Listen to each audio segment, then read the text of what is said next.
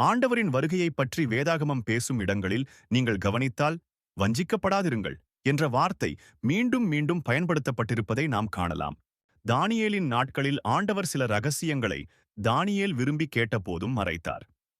ஆனால் புதிய ஏற்பாட்டு நாட்களில் எந்த ரகசியத்தையும் நமக்கு மறைக்காமல் அனைத்தையும் வெளிப்படுத்தியுள்ளார். அறியப்படாத ரகசியமும் இல்லை, வெளிப்படுத்தப்படாத மறைபொருளும் இல்லை என்று நம் ஆண்டவராகிய இயேசு கூறியதை நாம் நினைவில் கொள்ள வேண்டும். அது மட்டுமல்ல, நம் இரட்சகராகிய இயேசு உயிர்த்தெழுந்த பிறகு 40 நாளளவும் தம் சீடர்களுக்கு உபதேசம் செய்தார் என்று வேதாகமத்தில் காண முடிகிறது. ஆகையால் இயேசுவின் சீடர்களுக்கே தெரியாத இரகசிய வருகை என்ற ஒன்று இன்று சிலர் கூறுவது போல இல்லை என்பதை அறியலாம். கர்த்தராகிய ஆண்டவர் தமது ஊழியக்காரரான தீர்க்கதரிசிகளுக்கு தெரிவிக்காமல் எந்த காரியத்தையும் செய்ய மாட்டார் என்று வேதாகமம் கூறுவதை நினைவில் கொள்ள வேண்டும். ஆதிகால சபை தலைவர்கள் எழுதிய புத்தகங்களிலும் வேதாகமத்திற்கு ஒத்தவாறே சபை உபத்திரவத்தையும் அந்திகிறிஸ்துவின் காலத்தையும் எதிர்கொள்ளும். அதன் பின்பு கிறிஸ்து வெளிப்படையாக வருவார் என்றே போதிக்கப்பட்டுள்ளது. அவர்கள் எழுதிய நூல்களின் ஆங்கில மொழிபெயர்ப்பு பிரதிகளை இன்றும் இணையதளங்களில் வாசிக்கலாம். இவ்வாறு 18ஆம் நூற்றாண்டு வரை வேதத்தை மையமாகக் கொண்டே நம் ஆண்டவரின் வருகை குறித்த வெளிப்பாடு ஜனங்களிடையே இருந்ததை வரலாற்றிலிருந்து காண முடிகிறது. அதன்பின் 19ஆம் நூற்றாண்டில் ஜான் நெல்சன் டர்பி என்ற மனிதர் தனது எழுத்துக்களாலும் பேச்சுத்திறனாலும் இரகசிய வருகை என்ற கோட்பாட்டை பரப்பினார். இன்றும் உலகம் முழுவதும், குறிப்பாக யுனைடெட் ஸ்டேட்ஸ் போன்ற நாடுகளில் அந்திகிறிஸ்து வருவதற்கு முன்பே இயேசு வந்து தம் ஜனங்களை எடுத்துக்கொள்வார் என்று பலர் நம்புகின்றனர். காலத்தின் ஓட்டத்தில் உலக முடிவு அல்லது ஆண்டவரின் விரைவான வருகை பற்றிய தவறான புரிதல்களால் சில இடங்களில் மக்கள் தவறான முடிவுகளை எடுத்த சம்பவங்கள் வரலாற்றில் குறிப்பிடப்பட்டுள்ளன. ஆனால் இத்தகைய நிகழ்வுகள் பொதுவாக கிறிஸ்தவத்தின் முக்கிய போதனைகளால் அல்ல, சில குழுக்களின் தவறான விளக்கங்களாலும் தீவிரமான போதனைகளாலும் ஏற்பட்டவை என்று வரலாற்று ஆய்வாளர்கள் குறிப்பிடுகின்றனர்.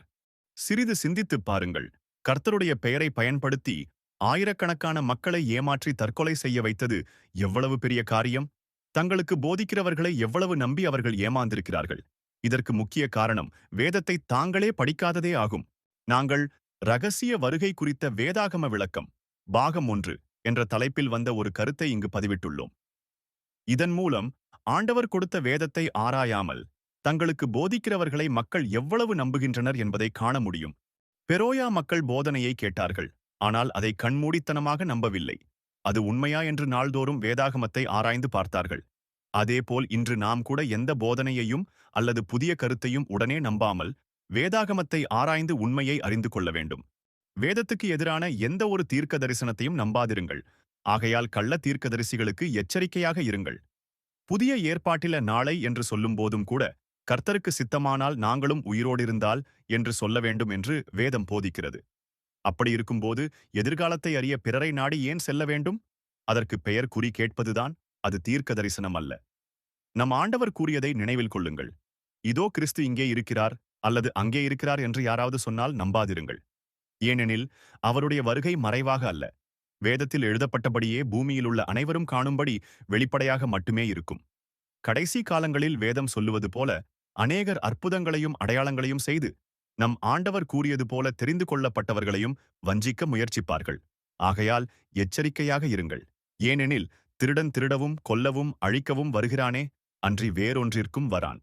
இந்த காணொளியை அப்பாவி ஜனங்களுக்காகவே பதிவிட்டோம். எங்களால் முடிந்தவரை வேதத்திலிருந்து சத்தியத்தை எடுத்துக்காட்டி இரகசிய வருகை என்று சொல்லப்படும் போதனை வேதாகமத்தில் இல்லாதது என்பதை எச்சரித்திருக்கிறோம். இதற்கு மேல் வேதத்தில் ஆதாரமில்லாத விஷயங்களை பற்றி தொடர்ந்து விவாதித்து எங்கள் நேரத்தை வீணடிக்க வேண்டாம் என்று முடிவு செய்திருக்கிறோம். அதனால் கேட்கக் காதுள்ளவன் கேட்க கடவன். முன்னதாக உங்களுக்கு அறிவித்திருக்கிறேன்.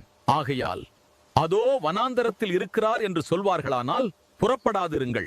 இதோ அறை வீட்டிற்குள் இருக்கிறார் என்று சொல்வார்களானால் நம்பாதிருங்கள். மின்னல் கிழக்கிலிருந்து தோன்றி மேற்கு வரைக்கும் பிரகாசிக்கிறது போல மனுஷகுமாரனுடைய வருகையும் இருக்கும். பிணம் எங்கேயோ அங்கே கழுகுகள் வந்து கூடும்.